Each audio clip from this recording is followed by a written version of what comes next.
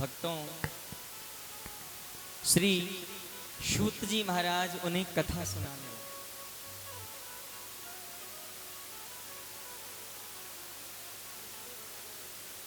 सच्चिदानंद रूपाय विषपोत पत्यादि Hathaway तापत्रय विनाशाय श्री कृष्णाय वयं नमः।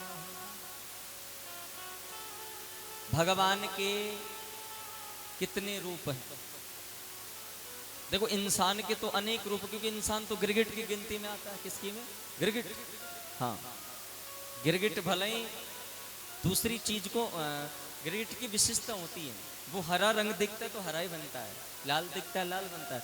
लेकिन इंसान तो इतना स्वार्थी है, इतना सेल्फिश है कि वो उसको देखने के बाद, अपना काम निकलने के बाद रंग बदलता है। हाँ,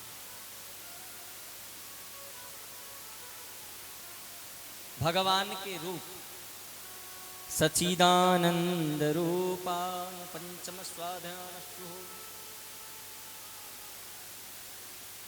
भगवान के रूप कितने हैं? इनके नाम अनेक अनूपा, मैं नृप कहूं सोमति अनुरूपा। भगवान का एक रूप नहीं है, भगवान की अनन्य रूप है। भगवान भिखारी के रूप में भी है। हरि पूजाऊं छोड़ के और संतन मिलियो जाए, ना जाने किस भेष में नारायण मिल जाए। जरूरी नहीं हो शंकर गद्द चक्र पदमहाभूषण लेकर प्रभु तुम्हारे सामने आए, नहीं, वो भिक्षुक के रूप में भी तुम्हारे सामने आ सकते हैं, वो दाता बन के भी तुम्हारे सामने आ सकते हैं। हरि पूजाऊं छोड़ के संतन मिलियो जाए, ना जाने किस भेष में नारायण मिल जाए।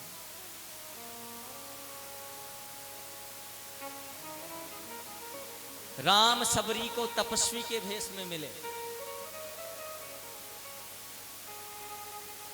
भगवान राम सबरी माता को तपस्वी के रूप में मिले, संत के रूप में मिले।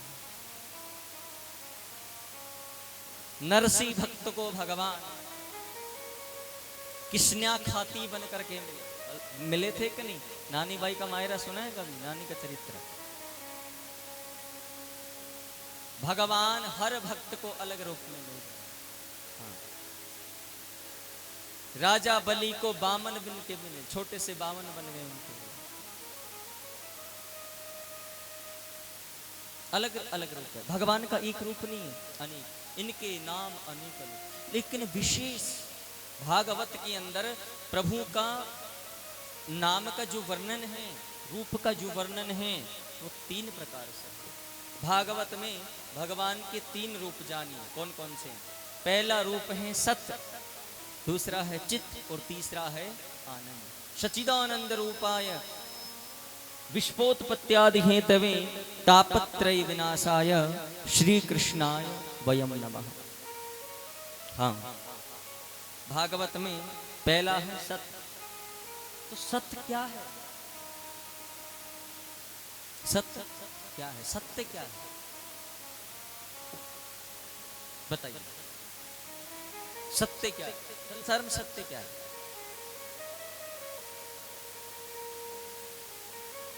पीछे वाली मैयाओं, आप बताओ सत्य क्या है?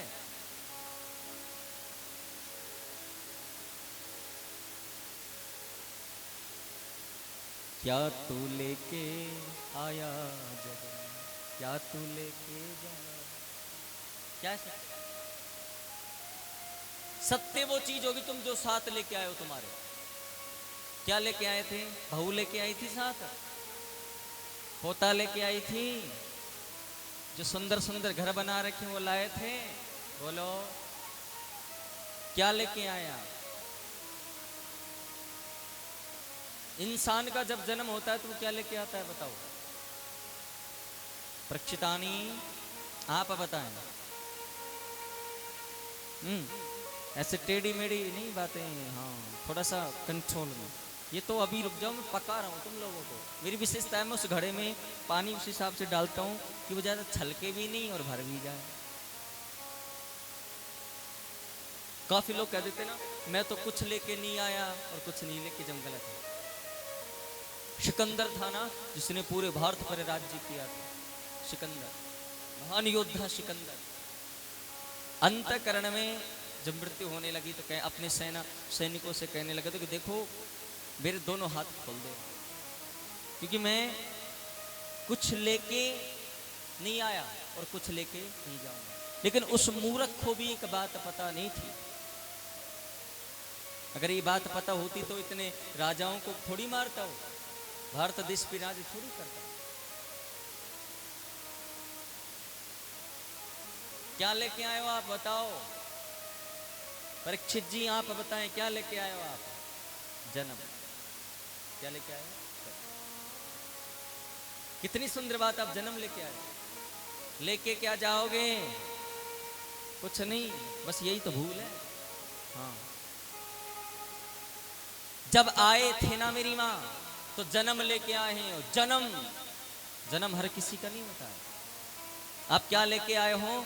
जन्म लेके आए हो मेरी माँ, और आप कर्म लेकर के वापस चले जाते हो। जन्म और कर्म का बंधन ही तो है जिसमें तुम फंसे पड़े हो बीच में माया में। ये जन्म है, ये कर्म है। जन्म और कर्म। जन्म हो गया, कर्म नीचे है। कर्म कहां करता है इंसान? पृथ्वी पे आके करता है।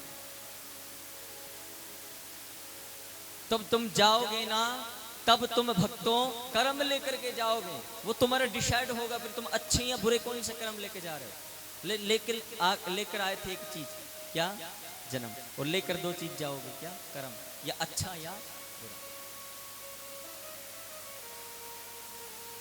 संसार में जीव लेकर एक चीज आता है जन्म, और लेकर दो चीज जाता है कर्म, या अच्छा या बुरा। दोनों में से होता कर्म है।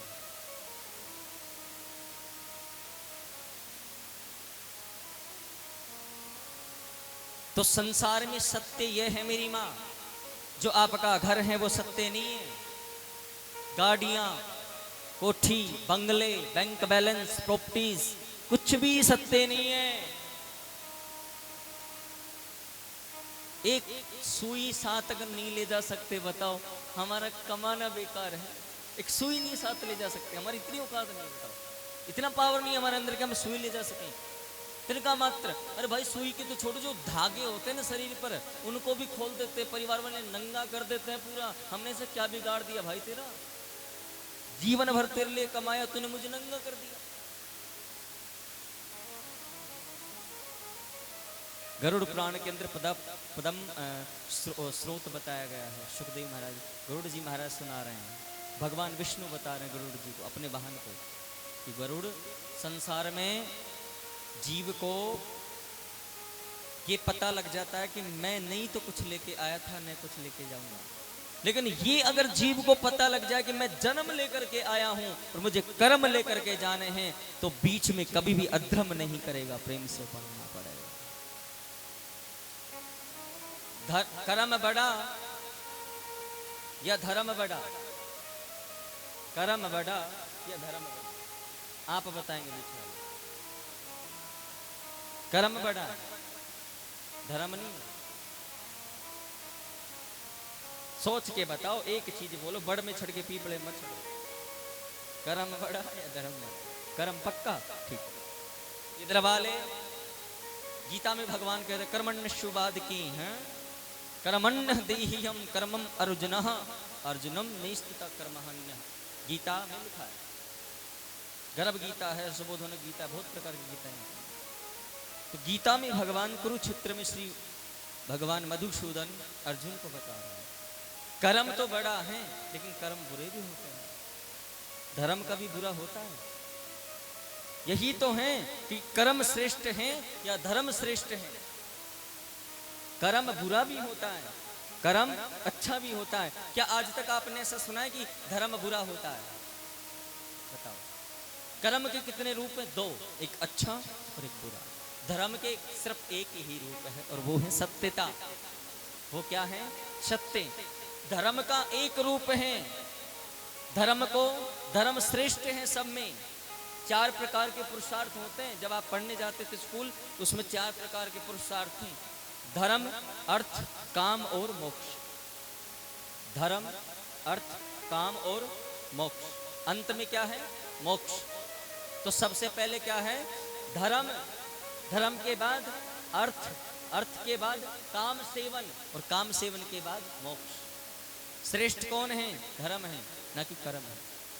मान लीजिए हमने आज 1 करोड़ रुपए का दान कर दिया, कर्म कर दिया हमने। क्या कर दिया? आज कर्म कर दिया कि हमने 1000 ब्राह्मणों को भोजन कराया, और आगे जाके हम कह रहे हैं आज मैंने ना 1000 ब्राह्मणों को भोजन कराया है, आज मैंने ना 1000 ब्राह्मणों को भोजन, कम से कम 100 लोगों को अपनी बात बता दी। कितने लोगों को? 100 को। तो आपने जिन विप्रों को, ब्राह्मणों को भोजन कराया था, वो आपका कर्म था। क्या था? कर्म। लेकिन उस कर्म को धर्म में परिवर्तन करने से पहले ही आपने उसे बांट दिया। किसमें बांट दिया? पुण्य से पाप में बांट दिया। कर्म तो अच्छा किया, लेकिन उसी कर्म को आपने दूसरे को बताकर गलत कर्म बना दिया। क्या बना दिया? गलत कर्म बना दिया। इसलिए जो आपने पहले किया था वही आपका श्रेष्ठ था कि मैं इतनों को भोजन करा चुका। उसके बाद आपको भूल जाना चाहिए था कि मैंने किसी को भोजन कराया। इसलिए धर्म श्रेष्ठ है। प्रेम से बोलना, जोर से बोलना। कान्हा जी को ये मैया गोद में लेके बैठी है ना, कान्हा जी को ऐसे मत सुनाओ कथा, इनको यहाँ बैठाओ, ले आओ गोपाल जी, ठाकुर जी को यहाँ बैठाओ। वो भी सोच रहे हो मैया ना तो खुद सुने ना सुनवा दे। हाँ। भक्तों, पहला है सत्य। सत्य को जान लीजिए। धर्म न दूसरा सत्य समाना, आगम निगम पुराण बखाना। संसार में अगर कोई सत्य है तो यह है कि एक दिन हमें जाना है। क्या होना है चाहिए? आप याद रख लीजिए, मैं गारंटी लेता हूं व्यासपीठ से, आप कभी पाप ही नहीं करोगे अगर आपको ये याद है कि मुझे जाना है। तुम भूल जाते हो उस बात को। हाँ, ये बात 24 घंटे याद रखो कि मुझे जाना है, पाप नहीं होगा। ये सत्य है कि हमें जाना है, निश्चित हो गया है इस बात। दूसरा है चित्त। चित्त का सत्य, पहला हो गया सत्य, सत्य ईश्वर है। दूसरा है चित्त। चित्त का अर्थ होता है ध्यान मूलम एकाग्रह। कितनी भक्त लोग बैठे जिनका ध्यान नहीं लगता हो, जो 5 मिनट पूजा में बैठते हैं और 6 मिनट में तो उठकर भाग जाते हैं। मंद मंद मुस्कनिया, कोई तो बात होगी, कोई तो बात होगी। हाँ, देखो सुनो, जिस व्यक्ति का ध्यान नहीं लगता है, जिस व्यक्ति का एकाग्र मूल नहीं हो पाता है, हाँ देसी मैया तो नींद भी सो भी लई। हाँ,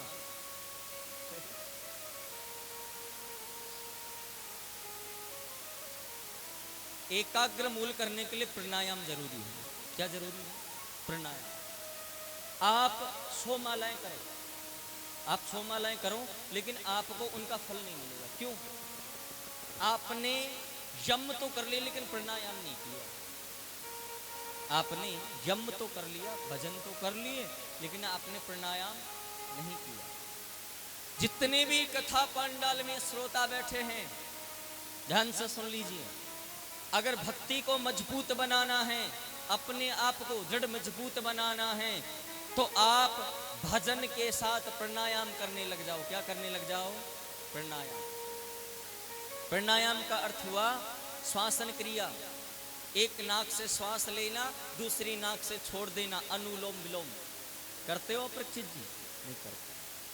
आपकी अगर आप रोजाना अनुलोम विलोम करते हो तो आपकी एक माला पूरी हो जाती है। क्या हो जाती है? एक माला।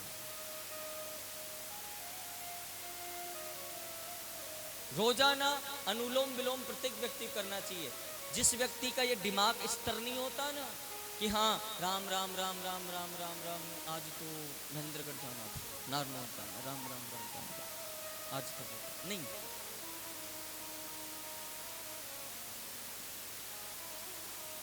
आप जाप करके तो देखिए, भजन करके तो देखिए। आपने कभी वाल्मीकि का नाम सुना है? वाल्मीकि, महर्षि वाल्मीकि कौन थे? वो रत्नाकर नाम के डाकू, चोरी करना, जीवों को मारना, धन लूटना, अपने परिवार का पालन पोषण करना, ऐसे ऋषि बने थे। नाम क्या है? महर्षि वाल्मीकि थे। कौन? रत्नाकर नाम के डाकू, लेकिन उन्होंने भी क्या किया, उल्टा नाम जपे जग जाना, वाल्मीकि भय ब्रह्म समाना। वाल्मीकि भय ब्रह्म समाना, हाँ, उल्टा नाम। अच्छा, काफी लोग सोच रहे होंगे महाराज जी ऐसे कैसे हो सकता है, तो प्रैक्टिकल करते हैं इस चीज को। क्या करते हैं, प्रैक्टिकल, कथा के अंदर प्रैक्टिकल करते हैं कि ये सत्य है क्या बात। अब आप सब बोलेंगे राम नहीं बोलना है, पीछे वाले सुन रहे हो ना, हाँ, राम नहीं बोलना है, क्या बोलना है, मरा। करो प्रैक्टिकल, बोलो मरा, बोलते रहो, शर्माना नहीं है, प्रैक्टिकल करना है हमें। बोलो मरा, राम नहीं, मरा मरा मरा अपने आप आए, ये प्रैक्टिकल हो गया। उल्टा नाम जपे जग जाना, वाल्मीकि भय ब्रह्म समाना। ब्रह्मत्व ज्ञानम प्रतिपाद्यार्थी, ब्रह्म को उत्पन्न होने वाला। जानते हो, उन्होंने उल्टा नाम जप जप के जप जप के जप जप के और ऐसा कीर्ति बना ली कि उन्होंने भगवान श्री रामचंद्र जी की जन्म से 6 महीने पूर्व ही राम कथा लिख दी, रामायण लिख दी, राम जी का चरित्र लिख दिया कि राम जी का कौन से नक्षत्र में जन्म होगा, किस तिथि को होगा, कब होगा, कहाँ पर होगा, किसके घर होगा। ऐसे प्रकांड विद्वान बन गए। भले ही उल्टा नाम जपा हो, लेकिन जपा तो ठाकुर का था। प्रेम से बोलना पड़ेगा, जोर से बोलना पड़ेगा, ऐसे नहीं, थोड़ा और जोर से।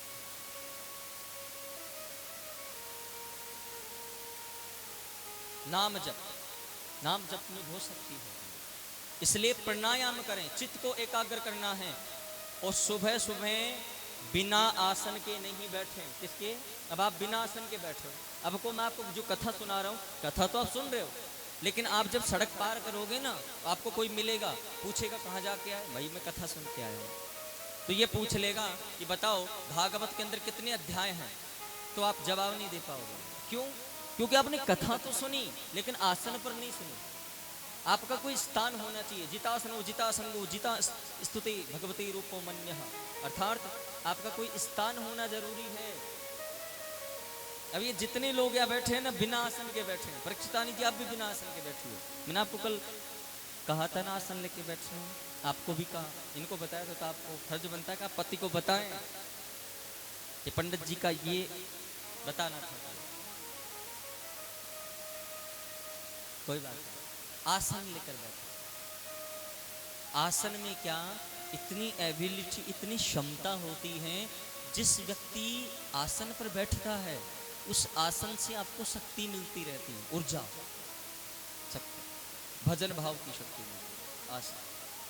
तो अगर अपने चित्त को, अपने ध्यान को एक जगह रखना है संसार में, तो 2 चीजें मेरी नोट कर लीजिए। सुबह उठते उठते सबसे पहले आपको दोनों हाथों को निकालना है। चाय के लिए नहीं, रस के लिए नहीं, टोस्ट के लिए नहीं, दोनों हाथों को निकाल करके और मलना है। क्या करना है, मलो। गुरुत्वाकर्षण, जिस प्रकार पृथ्वी खींचती है, वैसे ही आपको कर्षण करना है, इनको घिसना है।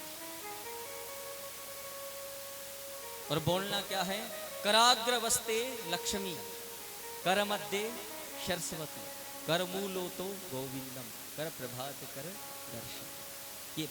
ये ऐसे करें, करने के बाद आंखों से लगाएं ताकि ये पट्टी खुल जाए आंखों की। ऐसे मलें, मलने के बाद आप सारी क्रियाओं से, सोच इत्यादि से निवृत्त हो करके और आसन लेके बैठ जाएं।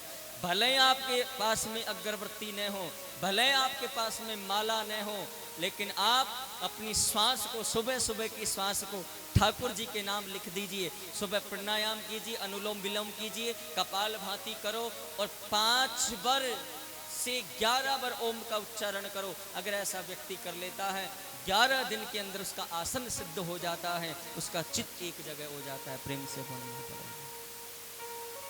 करते हो लोग, आप सुनते हो पर करते हो। हाँ,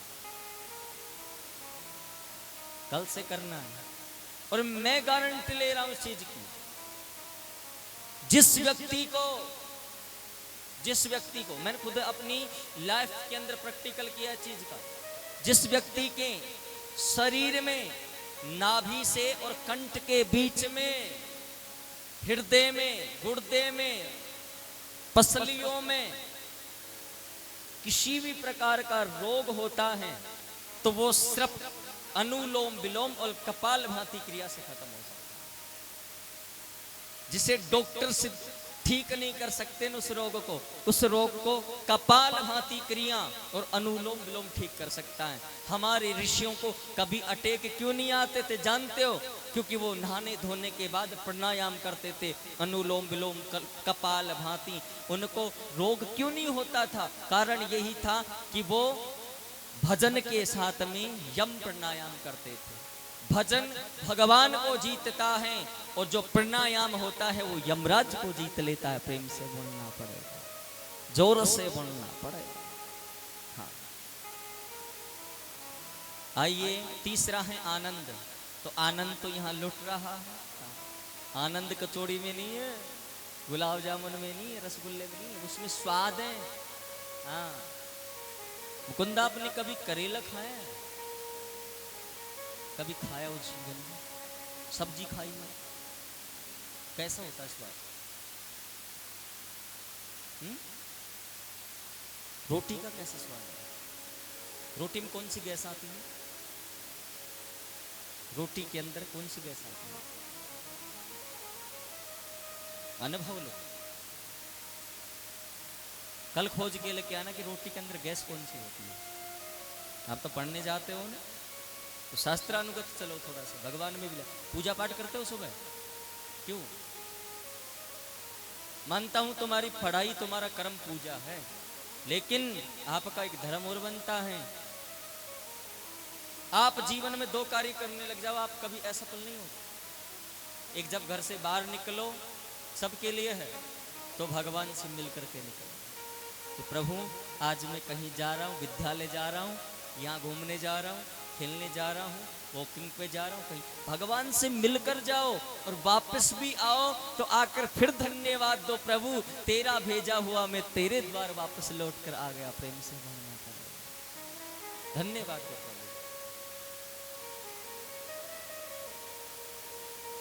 काफी लोग हैं जो कह कर जाएंगे, प्रभु आज मेरा काम बन जाना चाहिए, आज बैंक में जा रही हूँ, इतने पैसों की वो जरूरत है, वो जाना चाहिए, आज 10 लाख रुपए काम बन गया।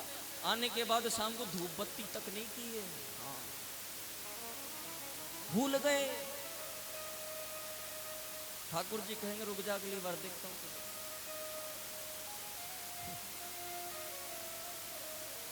इसलिए हटो थोड़ा सा,